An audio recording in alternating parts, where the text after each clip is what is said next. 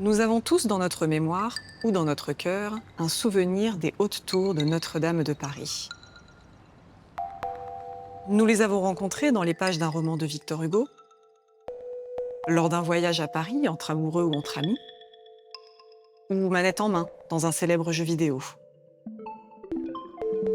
Et un soir d'avril 2019, nous les avons vues s'embrumer à la fumée d'un incendie sur les écrans du monde entier. Notre-Dame fait partie de notre paysage. Elle est ancrée dans notre mémoire commune, dans nos souvenirs intimes et notre histoire collective. Mais Notre-Dame ne se contemple pas seulement. Elle se vit aussi. Au fil des sons, des vibrations, des variations de lumière, des frissons, des vertiges. Elle vous donnera même le tournis.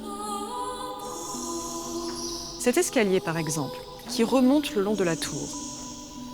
Ces marches irrégulières, étroites, creusées par le passage du temps, nous entraînent de la terre vers le ciel, du présent, elles nous font remonter dans le passé.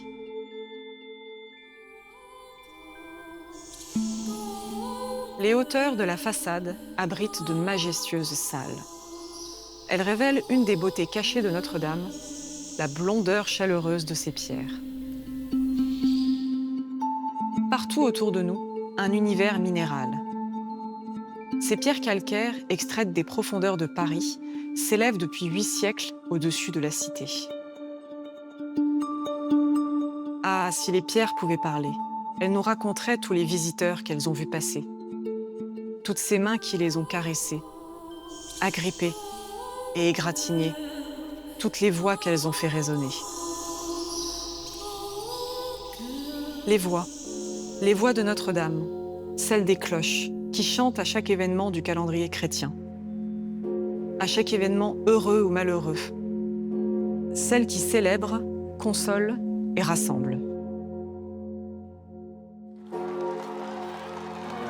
Le 2 décembre 1804, Napoléon est sacré empereur à Notre-Dame. Malgré le froid mordant, un bouillonnement intense anime le parvis. Des centaines de personnes acclament le cortège impérial.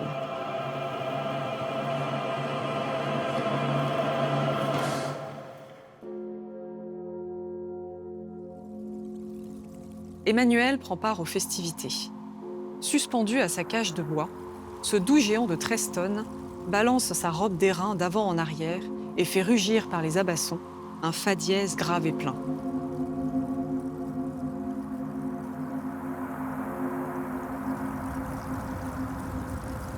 Approchons-nous de cette ouverture et regardons. Sous nos yeux se déploie la nef de la grande église, avec la rose qui l'illumine et l'orgue qui la fait résonner de ses 8000 tuyaux. La rose et l'orgue laissèrent un souvenir inoubliable dans l'esprit d'Eugène Viollet-le-Duc, l'architecte qui restaura Notre-Dame au XIXe siècle. Ils ont marqué à jamais, alors qu'il n'était encore qu'un petit garçon, sa première visite à la cathédrale. Mes regards se fixèrent sur les vitraux de la rose, à travers laquelle passaient les rayons du soleil colorés de nuances les plus éclatantes. Tout à coup, les grandes orgues se firent entendre. Pour moi, c'était la rose que j'avais devant les yeux qui chantait.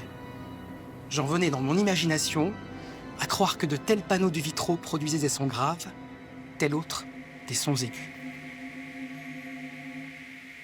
Dans son roman, Victor Hugo aussi a imaginé la cathédrale s'animer, prendre vie. Toute l'église prenait quelque chose de fantastique, de surnaturel, d'horrible. Des yeux et des bouches s'y ouvraient, çà et là. On entendait aboyer les chiens, les guivres, les tarasques de pierre qui veillent jour et nuit, le cou tendu et la gueule ouverte, autour de la monstrueuse cathédrale. Aujourd'hui encore, la présence de ce peuple de pierre intrigue et fascine. Monte-t-il la garde? Protège-t-il le lieu saint des intentions malfaisantes? Scrute-t-il l'horizon pour l'éternité?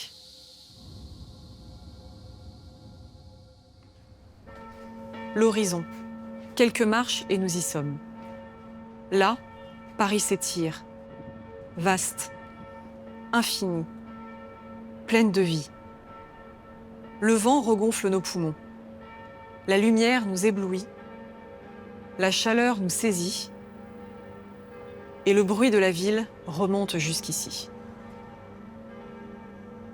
D'ici, le temps est suspendu. Cet immense vaisseau de pierre, qui navigue à travers les siècles, est dans l'esprit et le cœur de tout un chacun. Paris s'est construite à ses pieds et l'humanité aime s'y rassembler. Édith Piaf l'a même chanté.